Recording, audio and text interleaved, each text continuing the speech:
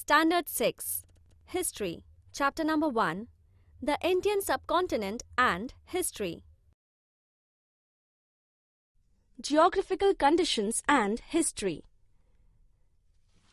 In the 5th standard, we saw at some length that there is a close relationship between man and his environment.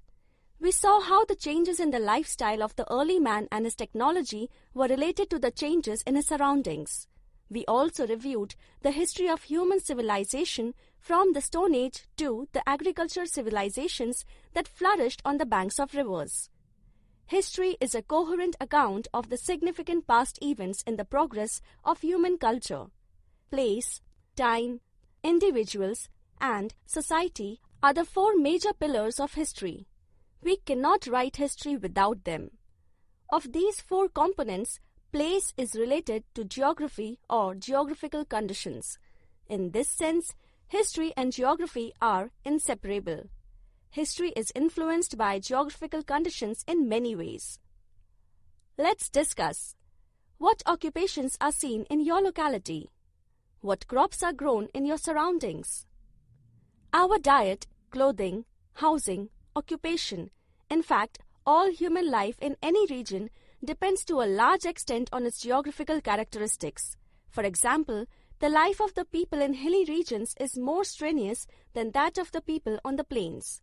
Not much fertile land is available in the hilly regions, while in the plains it is available on a large scale. That is why grains and vegetables are scarce in hilly areas. In comparison, people on the plains get them in a sufficient measure. Naturally, this has an impact on the diet of the people. In hilly regions, people depend more on hunting and gathering for their food. We also find other such differences in the lifestyle of the people of the hilly regions and those of the plains. The climate, rainfall, agricultural produce, flora and fauna of the region where we live are the sources of our livelihood. The lifestyle and culture of a region develops with their support. Human settlements have flourished wherever the means of living are plentiful. Over a period of time, these settlements develop further into villages and towns. But sometimes, reasons like the degradation of the environment, drought, invasions, etc. lead to the scarcity of those means. People are forced to leave their settlements. Villages and towns become deserted. We see many such instances in history. Thus, we see that there is a very close relation between history and geography.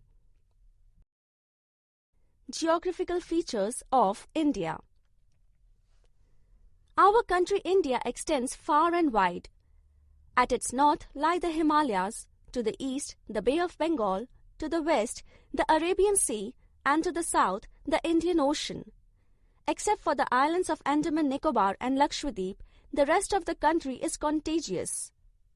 We have to take into account this region, henceforth referred to as Ancient India, when we study the ancient history of India. Before 1947, today's Pakistan and Bangladesh were also a part of India.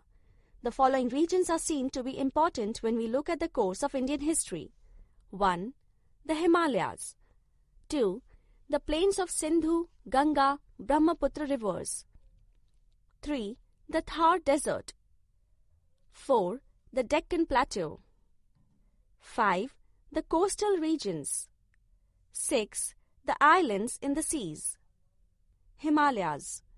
The Hindu Kush and Himalaya ranges have created an impenetrable wall on the northern side of the Indian subcontinent. This wall has separated the Indian subcontinent from the deserts of Central Asia. However, there is a land route through the Khyber and Bolan passes in the Hindu Kush mountains. This route was connected to an ancient trade route. The trade route from China passed through Central Asia and reached Arabia. It is known as the Silk Route or Silk Road because silk was the main commodity exported to the Western countries using this road. The route through the passes was used by many foreign invaders to enter ancient India. Many foreign travelers also came to India by this route. The plains of the Sindhu, Ganga, Brahmaputra. This region consists of the basins of the 3 big rivers, Sindhu, Ganga, Brahmaputra, and their tributaries.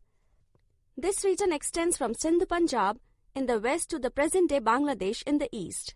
It was in this region that the earliest Indian civilization of Harappa and the later states and empires of ancient India emerged. Do you know, Sahara Desert of Africa continent is the biggest desert in the world. The Thar Desert. The Thar Desert spreads across Rajasthan, Haryana and some parts of Gujarat. A part of the desert lies in today's Pakistan. The desert has the Satluj River to its north, the Amravali mountain range to its east, the Rann of Kutch to its south, and the Indus, that is Sindhu, river to its west. The Ghaggar River that originates in Himachal Pradesh reaches the Thar Desert. It is known as Hakra in Pakistan. Its course in Rajasthan and Pakistan has now dried up. Many sites of the Harappan civilization are situated along the now dry course of the river. The Deccan Plateau. The region between the east and the west coast of India tapers off to the south. This region has the Arabian Sea to its west, the Indian Ocean to its south, and the Bay of Bengal to its east. A region thus bound by the sea on three sides is called a peninsula. A major part of the Indian peninsula is occupied by the Deccan Plateau. The mountain ranges of the Vindhya and Satpura are located to the north of the Deccan Plateau. The Sahyadri mountain ranges are to its west. They are also known as the Western Ghats. To the west of the Sahyadris is the coastal region of Konkan and Malabar. The mountains on the eastern side of the Deccan Plateau are known as the Eastern Ghats. Deccan Plateau has fertile land where many post-Harappan agrarian cultures flourished. Deccan Plateau was a part of the Maurya Empire, the largest in ancient India. After the decline of the Maurya Empire, too, several other kingdoms and smaller empires continued to flourish in this region. The coastal regions. From the time of the Harappan civilization, ancient India had trade relations with the Western countries. This trade was carried on by sea. Therefore, India had developed contact and interaction with foreign cultures and people on the seaports. Later on, land routes came to be used for trade and transport, but the importance of sea routes did not diminish. The islands in the sea. Andaman and Nicobar are the Indian islands in the Bay of Bengal. Lakshadweep is a group of Indian islands in the Arabian Sea. The location of these islands may have been important in ancient sea trade. The manuscript, Periplus of the Erythraean Sea or Handbook of the Red Sea, makes a mention of Indian islands. It has been written by an unknown Greek sailor. You can do this. Show the following on an outline map of India. 1. The Himalaya mountain. 2. The Thar Desert. 3. East Coast. The Indian subcontinent. The cities of Harappa and Mohenjo-daro are in today's Pakistan.